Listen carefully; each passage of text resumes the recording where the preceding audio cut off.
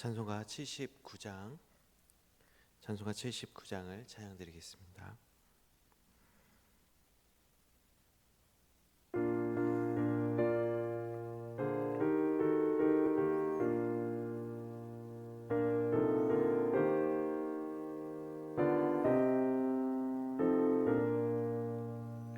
주 하나님 지으신 모든 세계 내 마음속에 그리어볼 때 하늘의 별 울려 퍼지는 데서 주님의 권능 우주에 찾네.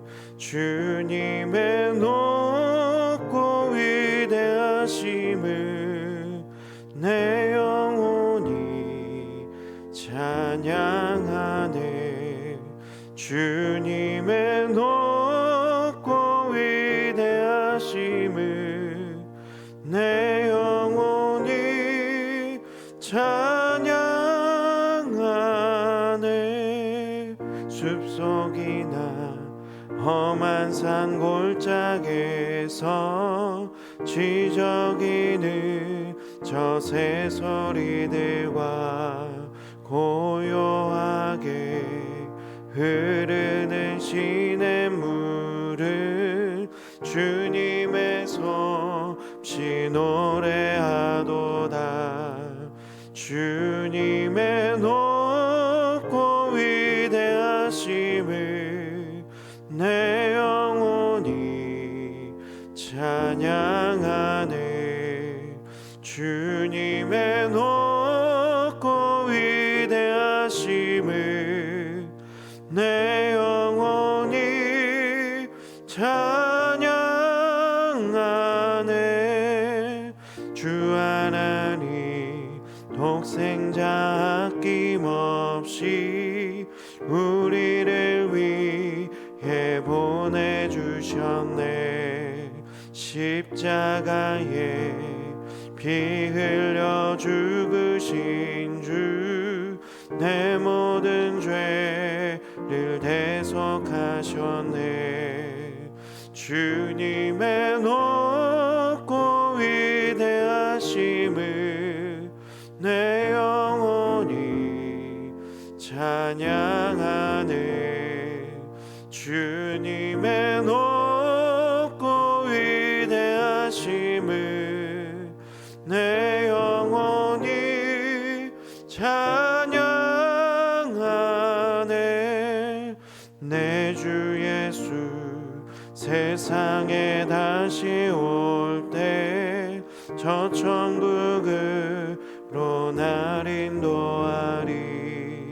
나 겸손히 엎드려 경배하며 영원히 주를 찬양하리라.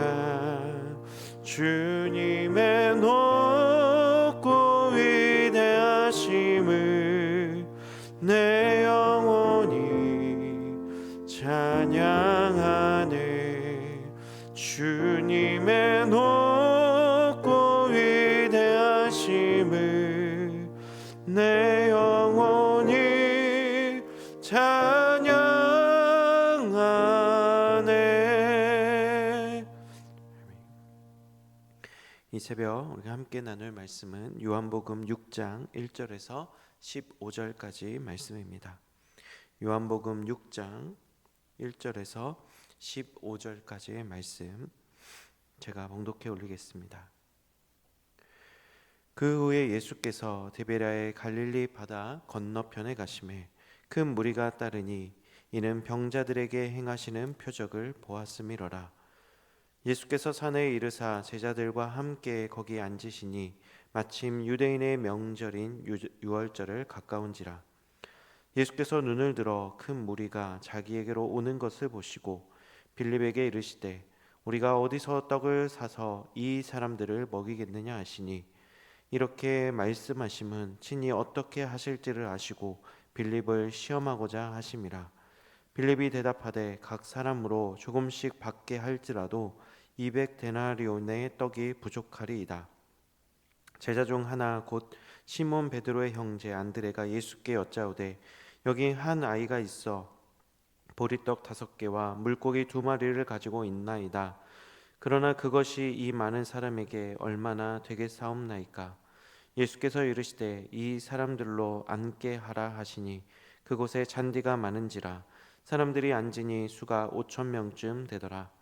예수께서 떡을 가져 축사하신 후에 앉아 있는 자들에게 나눠 주시고 물고기도 그렇게 그들의 원대로 주시니라. 그들이 배부른 후에 예수께서 제자들에게 이르시되 남은 조각을 거두고 버리는 것이 없게 하라 하심으로 이어 거두니 보리떡 5개로 먹고 남은 조각이 12바구니에 찼더라. 그 사람들이 예수께서 행하신 이 표적을 보고 말하되 이는 참으로 세상에 오실 그 선지자라 하더라. 그러므로 예수께서 그들이 와서 자기를 억지로 붙들어 임금으로 삼으려는 줄 아시고 다시 혼자 산으로 떠나가시니라. 아멘. 사랑하는 성도 여러분, 복된 설날 아침입니다. 새해 복 많이 받으시고 올 한 해에도 여러분의 영육이 강건하고 온 가족이 주님 안에서 화목이 넘치시기를 기원드립니다. 여러분의 손을 한번 가만히 내려다 보시기 바랍니다. 지금 여러분의 손에는 무엇이 들려 있습니까? 우리는 세상을 살아가며 내 손에 든 것이 참 보잘것없는 생각에 사로잡힐 때가 참 많이 있습니다. 왜 그런 생각이 들까요? 바로 우리 가까이 있는 사람이나 옆 사람과 비교하다 보면 내 재능은 너무나도 초라해 보이고 통장 잔고나 건강 상태를 보면 내 미래는 너무나도 불확실하고 불안해 보이기도 합니다. 그래서 하나님 앞에서는 늘 습관처럼 말하곤 합니다. 하나님, 저는 너무 부족합니다. 제가 조금 더 능력을 갖추면, 형편이 좀 더 나아지면 하나님께 나와서 헌신하겠습니다 라고 그러한 고백들을 하곤 합니다. 근데 여러분, 우리가 부족함을 핑계로 주저앉아 있는 것은 바로 그 순간이 하나님이 일하실 때이라는 것입니다. 하나님이 가장 기적을 시작할 수 있는 가장 완벽한 타이밍이라는 사실을 여러분 기억하시기 바랍니다. 오늘 본문의 오병이어 기적이 어느 유명한 부자의 기부로 만들어낸 사건이 아니라 한 어린아이의 소박한 도시락에서 시작되었다라는 것이죠. 어른들이 보기에는 겨우 이걸 누구 입에 풀칠하라는 것인가라고 비웃을지 모릅니다. 하지만 이 작은 것이 주님의 손에 들렸을 때에는 그것은 더 이상 초라한 한 끼가 아니라 5,000명을 먹이고도 남은 기적이 되었습니다. 오늘 이 믿음의 원리가 설날 아침에 우리의 삶에도 그대로 적용되기를 소망합니다. 하나님은 과연 어떻게 작은 것을 통해서 일하시는지 3가지 은혜를 함께 나누고자 합니다. 첫 번째로, 믿음은 계산기를 내려놓고 주님의 손에 맡기는 것입니다. 예수님은 굶주린 무리를 보시고 그의 제자 빌립에게 이렇게 묻습니다. 빌립아, 우리가 어디서 떡을 사서 이 사람들을 다 먹일 수 있겠느냐? 그러자 빌립은 즉시 머릿속에 계산기를 두드립니다. 주님, 이 사람들이 한 끼 식사만 먹이려 해도 200데나리온을 가지고 와도 부족할 것입니다. 그 당시 200데나리온이라고 하면 그 성인 한 명이 200일의 품값에 해당되는 그런 금액입니다. 이 금액으로도 여기에 있는 무리를 다 먹일 수 없다라고 빌립은 그렇게 자기의 머릿속에 계산기를 두드립니다. 빌립은 현실적인 사람이었던 것 같습니다. 하지만 그 계산에는 결정적인 한 가지가 빠져 있었습니다. 바로 함께 계신 예수님의 능력을 그는 잊고 있었던 것이죠. 열왕기상 17장에 나오는 사르밧 과부의 이야기를 여러분 잘 알고 계실 것입니다. 가뭄에 가루 한 움큼 또 기름 조금뿐이었던 그녀는 한 끼를 먹고 그의 아들과 죽으려고 그런 절망적인 계산을 하고 있었습니다. 하지만 그녀는 그 마지막 가루를 하나님의 사람 엘리야에게 내어 맡깁니다. 자신의 계산을 멈추고 하나님의 손에 자신을 던진 것이죠. 그 결과 가뭄이 끝날 때까지 그 집에 쌀가루가 끊이지 않고 기름이 마르지 않았음을 여러분 잘 알고 계실 것입니다. 여러분, 현실을 분석하느라 정작 주님의 능력은 잊어버린 채 불가능하다라고 결론 내리고 있지는 않습니까? 여러분, 신앙은 내 계산기 수치를 확인하는 것이 아니라 내 계산기를 주님께 맡겨드리려 하는 것이 우리의 신앙의 여정입니다. 우리가 나의 한계를 인정하고 주님께 내어드릴 때에 하나님의 무한하신 역사는 그때 비로소 열어가기 시작하는 것입니다. 두 번째로, 기적은 크기가 아니라 중심을 보시는 주님 손에 일어난다는 것입니다. 모두가 안 된다라고 할 때 예수님의 제자 중 안드레가 한 아이의 도시락을 예수님 앞으로 가지고 옵니다. 보리떡 5개와 물고기 2마리. 안드레조차도 이게 이 많은 사람에게 얼마나 도움이 되겠나라고 하며 미안한 마음으로 가지고 왔을 것입니다. 이 아이 보리떡 5개와 물고기 2마리, 많은 군중들 앞에서 말씀을 전하시라 시장하실 예수님이라도 드시게 하실 생각으로 가지고 왔을지 모릅니다. 그러나 주님의 시선은 그들의 인간적인 시선과 달랐습니다. 주님은 도시락의 양이 아니라 아이의 드리고자 하는 마음을 보셨습니다. 하나님은 우리의 겉모습이나 크기를 보지 않으십니다. 소년 다윗을 보실 때에도 하나님께서 그의 마음의 중심을 보셨습니다. 골리앗 앞에 선 다윗의 손에는 번쩍이는 칼과 창이 아니었습니다. 그저 흔해 빠진 물맷돌 5개 뿐이었습니다. 장군들이 보기에도 그저 어린아이가 장난감 가지고 나왔을 것처럼 그렇게 코웃음을 쳤을 것입니다. 그러나 하나님 손에 들린 그 작은 돌 하나가 거인 골리앗을 쓰러뜨렸습니다. 중요한 것은 내 손에 얼마나 많이 있느냐가 아니라 그것이 누구의 손에 들려 있는가입니다. 아이의 손에 있을 땐 그저 한 끼 식사였지만 주님의 손에 들리자 5,000명을 먹이고도 남을 만한 그런 생명의 양식이 되었습니다. 여러분이 올 초에 다짐하고 주님께 드린 작은 결단, 작은 헌신이 주님 손에 올려지는 순간 그것은 더 이상 작은 것이 아닙니다. 하나님은 우리의 최선을 통해서 그분의 최대로 만드시는 분이심을 믿으시기 바랍니다. 마지막으로, 세 번째로, 기적을 여는 열쇠는 미리 감사하고 끝까지 순종하는 것입니다. 오늘 본문에서 가장 신비로운 장면이 11절에 나옵니다. 예수님은 떡이 수천 개로 불어난 다음에 감사하신 것이 아닙니다.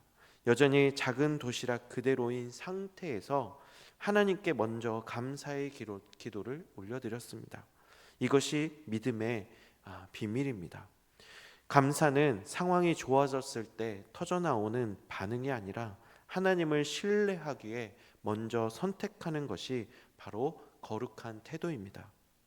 또한 주님은 아직 음식이 그대로인데 사람들은 안치라고 그렇게 말씀하십니다.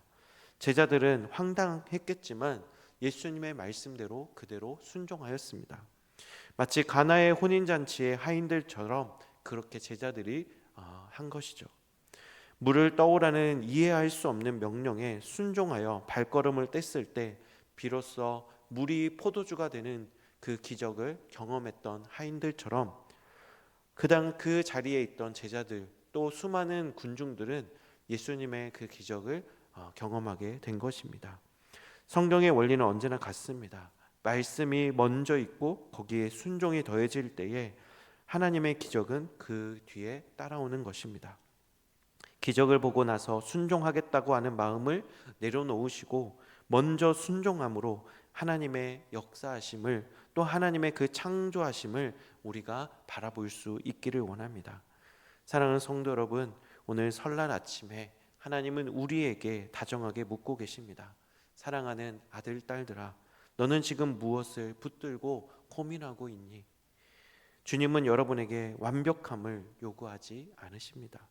수천 명을 먹일 만한 대단한 성공이나 거창한 능력을 가져오라고 재촉하지도 않으십니다. 주님은 그저 여러분의 진심이 담긴 작은 도시락 하나, 그것을 기다리고 계십니다. 어쩌면 여러분에게 그 도시락은 남들보다 조금 부족한 시간일 수도 있고 물질일 수도 있고 건강일 수도 있습니다. 아무도 알아주지 않는 작은 헌신일 수 있습니다. 남몰래 눈물로 드리는 짧은 기도일 수도 있습니다. 하지만 하나님께서는 여러분의 그 작은 것일지라도 다 기억하고 계십니다. 사람의 계산은 항상 모자람, 부족함으로 끝나지만 하나님의 계산은 언제나 충분하다. 그것만으로도 내게 족하다라고 그렇게 말씀하고 계십니다. 새해 시작하는 이 한 주간 여러분의 삶 전체 가운데 주님의 손에 맡겨드리는 작은 헌신이 있기를 원합니다. 우리가 상상하지 못한 방법으로 여러분의 삶을 채우시고 여러분을 통해 가정을 살리고 세상을 먹이시는 하나님의 놀라운 역사를 경험하시는 우리 모든 성도들이 되시기를 주님의 이름으로 기원드립니다. 기도하겠습니다. 사랑과 자비가 풍성하신 하나님 아버지, 설날 아침 우리에게 작은 것을 통해 위대한 일을 행하시는 소망의 말씀을 주시니 감사합니다. 우리는 늘 내 손에 든 것이 작다고 한탄하며 살아왔습니다. 하지만 오늘 말씀을 통해 문제는 나의 자금이 아니라 주님께 맡기지 못하는 나의 불신이었음을 고백합니다. 주님께 나의 가장 작은 도시락을 드리오니 하나님께서 이 우리의 작은 시간들, 또 우리의 작은 건강, 우리의 작은 눈물의 기도를 받아주셔서 사람의 눈에는 보잘것없어 보일지라도 주님께서 이 마음들을 기쁘게 받아 주시옵소서.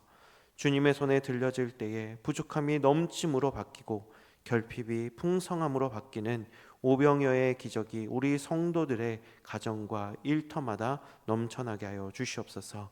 새해를 시작하며 이제는 내 계산기가 아닌 하나님의 약속을 의지하며 나아가게 하여 주시옵소서.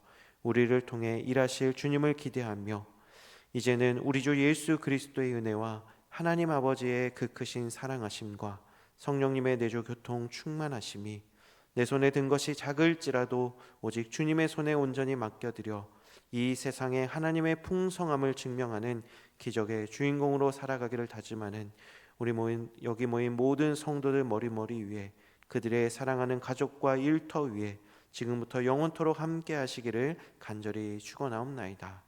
아멘.